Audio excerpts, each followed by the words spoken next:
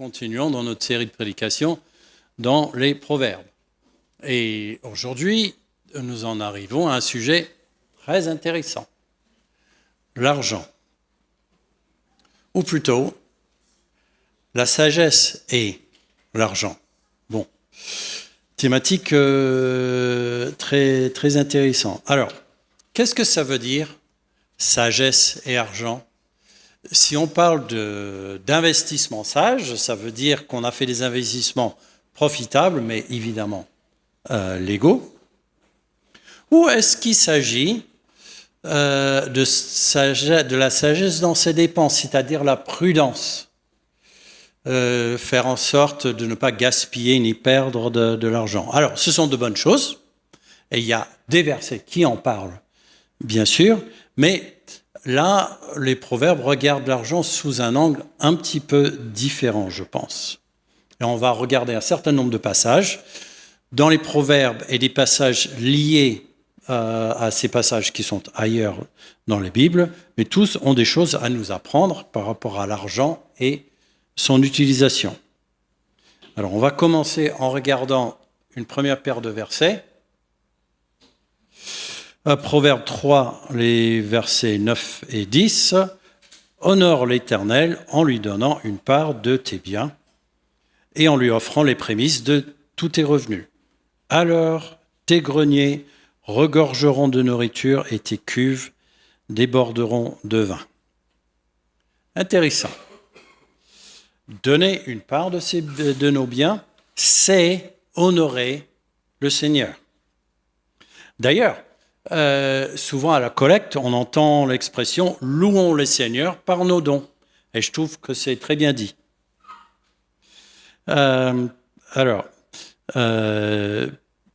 Dieu nous commande de lui donner une part de nos biens. Et ce n'est pas le seul verset qui en parle. Alors, pourquoi ce commandement ?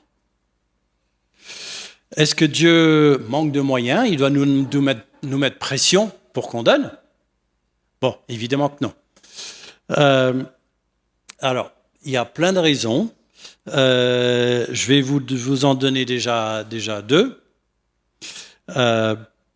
Premièrement, ce n'est que logique que Dieu nous commande de donner. Dieu est un Dieu qui donne. Ça fait partie de son caractère. C'est quoi le verset le plus connu de la Bible ? Oui ?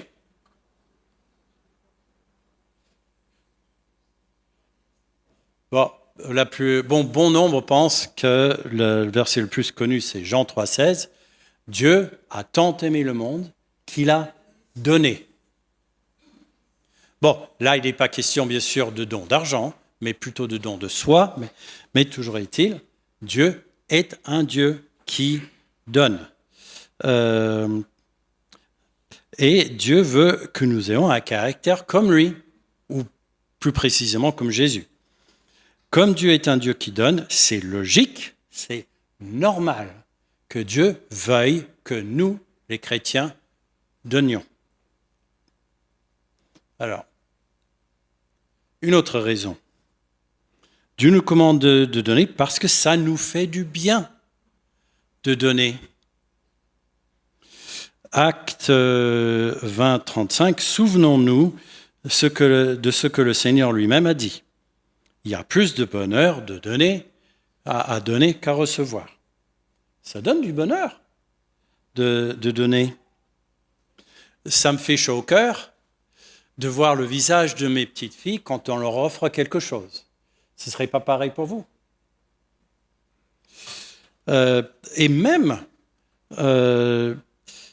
quelqu'un qui n'est pas spécialement croyant, ça lui fait du bien de donner. Je pense à quelqu'un comme Bill Gates, le fondateur de Microsoft, qui a vendu l'entreprise pour que lui et sa femme s'investissent dans des œuvres caritatives. Bon, j'imagine que leur motivation, c'est d'aider les gens, mais je suis sûr qu'il a tout bêtement compris que ça fait un bien fou de donner. Et Salomon continue en parlant d'une autre façon où Dieu nous fait du bien. Deuxième partie des versets qu'on a vus en premier. Alors tes greniers regorgeront de nourriture et tes cuves déborderont de vin. Alors, donc, tu auras plus de nourriture et de vin qu'il ne te faudra pour vivre. Dieu nous bénit quand nous donnons. Attention, c'est une vérité qui a été largement récupérée, détournée par une hérésie, la théologie de la prospérité. Comme dans toute hérésie qui prend de l'ampleur, elle contient des éléments de vérité, mais ces éléments de vérité sont exagérés, tordus, détournés de leur vrai sens. Toujours est-il, c'est une promesse de Dieu qu'il nous bénit lorsque nous donnons. Bon, en cherchant à éviter la théologie de la prospérité, attention à ne pas jeter le bébé avec l'eau du bain. Et bon, alors pour donner un petit peu de contexte à cette idée que Dieu de la bénédiction du Dieu lorsque nous donnons, je voulais regarder en 2 Corinthiens 9, les versets 7 et 8. On commence avec le verset 7, que chacun donne ce qu'il aura décidé en son cœur, sans regret ni contrainte, car Dieu aime celui qui donne avec joie. Il a aussi le pouvoir de vous combler de toutes sortes de bienfaits. Ainsi vous aurez en tout temps et en toutes choses tout ce dont vous avez besoin, et il vous en restera encore du superflu pour toutes sortes d'œuvres bonnes. Ok, le verset 7, vous connaissez déjà, on le lit souvent au moment de la collecte, que chacun donne comme il a résolu en son cœur. Ça répond à la question, combien faut-il donner ? C'est une question de conviction personnelle entre le Seigneur et le chrétien. Le verset 8, l'apôtre Paul parle de la bénédiction de Dieu suite à un don. Il a aussi le pouvoir de vous combler de toutes sortes de bienfaits. Ok, on sera comblé de bienfaits de toutes sortes, avec plein de bonnes choses. Mais pourquoi ? Pour nous enrichir, pour nous donner tous les plaisirs que nous pourrions imaginer ? Non, pas vraiment. En effet, le passage dit que nous aurons tout ce dont nous avons besoin et il nous restera du superflu. Mais pourquoi faire ? Pour toutes sortes d'œuvres bonnes. Dieu nous donnera du superflu, pas pour garder pour nous, mais pour que nous ayons les moyens d'être généreux. Comme Dieu est un Dieu qui donne, et il est généreux, il veut que nous, les chrétiens, que nous donnions et que nous soyons généreux. C'est logique. Et Dieu promet de nous en donner les moyens. Ok, retournons au proverbe. Comment on fait pour donner à Dieu ? Très bonne question. Alors, Salomon nous donne un exemple de comment on peut donner à Dieu. Proverbe 3, 27, 28. Si tu en as la moyen, ne refuse pas de faire du bien à celui qui est dans le besoin. Ne dis pas à ton prochain, va-t'en, reviens plus tard, demain je te donnerai, alors que tu peux lui faire du bien tout de suite. Voici une manière de donner à Dieu. Donner à des personnes qui sont dans le besoin. Et ici, c'est clair. Faire du bien à quelqu'un dans le besoin, ce n'est pas seulement dire des mots d'encouragement, c'est aussi donner. Salomon nous dit de ne pas refuser d'aider quelqu'un. Et d'ailleurs, ça me rappelle très fortement un passage que vous connaissez sans doute, Jacques 2, 15 et 16. Supposez qu'un frère ou une sœur manque de vêtements et n'ait pas tous les jours assez à manger. Et voilà qu'un d'entre vous dit « Au revoir mes amis, portez-vous bien, restez au chaud et bon appétit », sans leur donner de quoi pourvoir aux besoins de leur corps. À quoi cela sert-il ? Salomon et Jacques sont d'accord pour nous dire de ne pas envoyer balader quelqu'un qui est dans le besoin et qui demande de l'aide. Mais Richard, je dois donner à chaque SDF qui fait la manche et à chaque personne qui demande de l'aide ? Ok, c'est là où on use de la sagesse dans nos dons. Le but, souvenez-vous, selon Salomon, de donner à quelqu'un, c'est de lui faire du bien. Donner de l'argent à quelqu'un à quelqu'un qui fait la manche, n'est pas forcément lui faire du bien. Je me souviens d'un reportage que j'ai vu il y a plusieurs années, c'était un responsable d'une grande œuvre humanitaire qui travaille avec les SDF à Londres. Et lui a déconseillé de donner du liquide à un mendiant parce qu'il y avait trop de chances que ça parte dans de la drogue ou dans de l'alcool. Et si mon don part dans de l'alcool, c'est sûr que je ne fais pas du bien à la personne à qui je donne. Alors, ceci étant, on n'abandonne pas ces gens pour autant. Lui, ce responsable, conseillait bien sûr à donner à une bonne œuvre caritative qui travaille avec les SDF. Mais il y a aussi d'autres idées. On peut donner quelque chose à manger.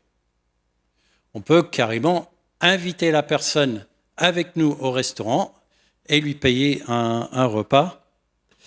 Et surtout, le traiter avec respect et dignité. Quoi qu'il en soit, on cherche à faire du bien à la personne. Et Salomon évoque de nouveau cette idée de faire du bien aux autres, un petit peu plus loin, dans Proverbe 11, 25. Qui répand la bénédiction connaîtra l'abondance. Qui donne à boire aux autres sera lui-même désaltéré. Alors, Salomon nous encourage à répandre la bénédiction autour de nous. Alors, c'est intéressant ce verbe « répandre ». Pour moi, ça veut dire que ce n'est pas juste occasionnel, juste un peu ça et là de temps en temps. Pour moi, c'est plutôt « bénissez continuellement » qu'il entend. Il parle, je pense, d'une habitude. Dans le temps, on écoutait des messages d'une oratrice chrétienne qui parlait tout le temps de chercher à bénir les autres. Elle disait, par exemple, faites de faire du rangement dans ses affaires et de voir s'il y avait des vêtements ou des choses à la maison qui n'avaient pas servi depuis 1 an ou plus, de penser à les donner, parce que ça pourrait être une bénédiction pour quelqu'un.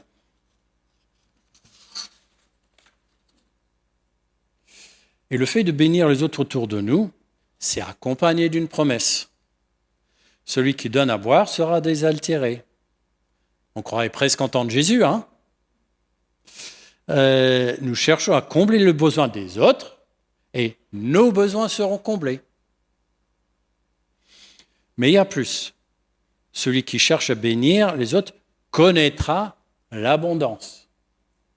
Mais je rappelle le contexte qu'a donné l'apôtre Paul, hein ? L'abondance, ce n'est pas uniquement pour nous, ce n'est pas pour grossir, pour nous enrichir. Ça sera surtout pour qu'on ait les moyens d'être généreux et bénir beaucoup d'autres personnes autour de nous. Alors, dans le premier chapitre des Proverbes, Salomon parle d'un autre aspect de la sagesse par rapport à l'argent, c'est-à-dire l'honnêteté. Proverbe 1, les versets 18 et 19. En vérité, c'est au péril de leur propre vie que ces gens-là dressent des embûches, c'est à eux-mêmes qui tentent des pièges. C'est à cela qu'aboutiront tous ceux qui cherchent à s'enrichir par des voies malhonnêtes. Un gain mal acquis fait périr celui qui le détient. Un gain mal acquis, c'est quoi alors ? Quelque chose qu'on obtient par malhonnêteté. Salomon dit que c'est un piège qu'on tend à soi-même, que d'avoir recours à la malhonnêteté. Jeannette et moi, on regarde pas mal de séries policières. Et ceux qui planifient ce qu'ils vont faire, une triche, un vol, ils s'imaginent jamais, évidemment, qu'ils vont prendre. Et bien sûr, ils se font toujours prendre. Et je ne pense pas que c'est de la sagesse, c'est le contraire même de la sagesse, que de plonger dans la malhonnêteté. Je pense que c'est stupide même de s'imaginer qu'une tricherie, qu'un vol ne serait jamais découvert. J'ai entendu parler de quelqu'un qui travaille à son compte, mais qui ne déclare pas tout ce qu'il gagne. Mais vous imaginez les conséquences s'il se fait prendre, amende, même peut-être prison. Salomon nous dit un petit peu plus loin, une richesse acquise par des moyens douteux se dissipe. Amassée peu à peu, elle se multiplie. Salomon nous dit que quelque chose des richesses acquises de manière douteuse ne vont pas durer. Ça, c'est une parole de sagesse. Ça. Salomon nous parle aussi pas mal de notre attitude par rapport à nos biens et notamment là où nous plaçons notre confiance.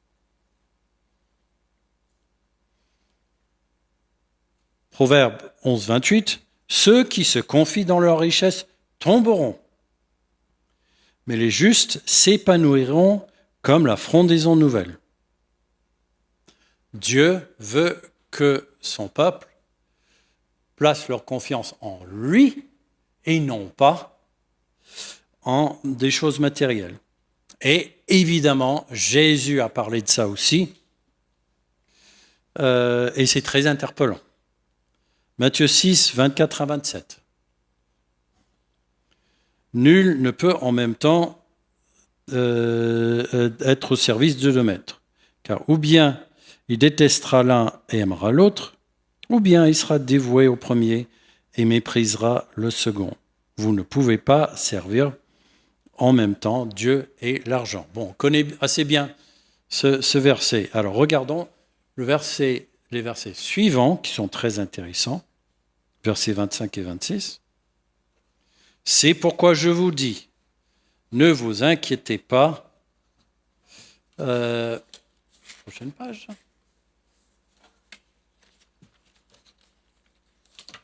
En vous demandant,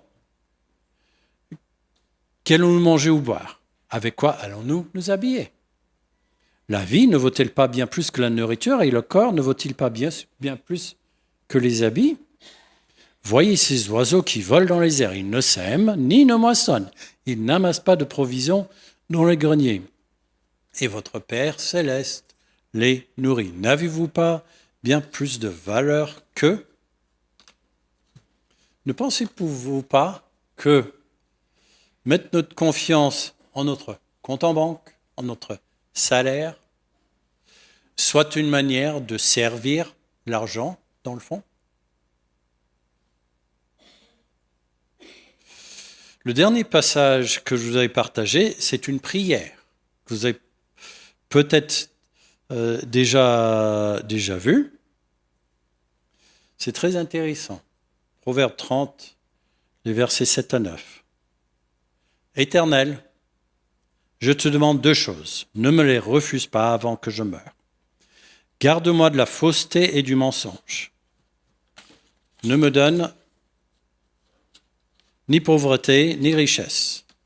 Accorde-moi seulement la nourriture nécessaire, car dans l'abondance, je pourrais te renier et dire, qui est l'Éternel? Ou bien, pressé par la misère, je pourrais me mettre à voler et déshonorer ainsi mon Dieu. Je pense qu'on pourrait imprimer cette prière sur une affiche et le mettre sur le mur, n'est-ce pas? Regardons un petit peu de plus près ce qu'il dit. Salomon demande deux choses. Alors, la première chose, c'est de lui garder de la fausseté et du mensonge. Bon, ce n'est pas tout à fait notre sujet, mais c'est quand même intéressant que Salomon demande ça. Il demande qu'on le garde, qu'on le protège contre la fausseté, contre la mensonge. Je ne pense pas qu'il veuille dire « Seigneur, protège-moi des mensonges qu'on pourrait dire à mon sujet ». C'est pas ça. Il dit plutôt « Seigneur, empêche-moi de mentir. Bloque-moi quand je commence à envisager la fausseté. » Très intéressant. Salomon se connaît. Il sait très bien qu'il pourrait céder à la tentation de mentir lorsque ça l'arrange, lorsque ce serait à son avantage. Bon, deuxième chose qui demande rejoindre notre sujet de ce matin, et c'est une double demande. De lui donner ni richesse, ni pauvreté, mais juste le nécessaire. Alors, pourquoi pas la richesse? Parce qu'il pourrait oublier Dieu. Il pourrait se retrouver à dire « Dieu, c'est qui ça ?» Alors, est-ce que vous avez prié pour ne pas être riche afin de ne pas oublier Dieu? Mais Richard, si on avait un petit peu plus d'argent, on n'oublierait pas Dieu pour autant. Bon, si demain vous gagnez au loto et que vous avez plus d'argent que vous avez jamais imaginé, ça risquerait pas de vous tourner la tête quand même. Intéressant, hein?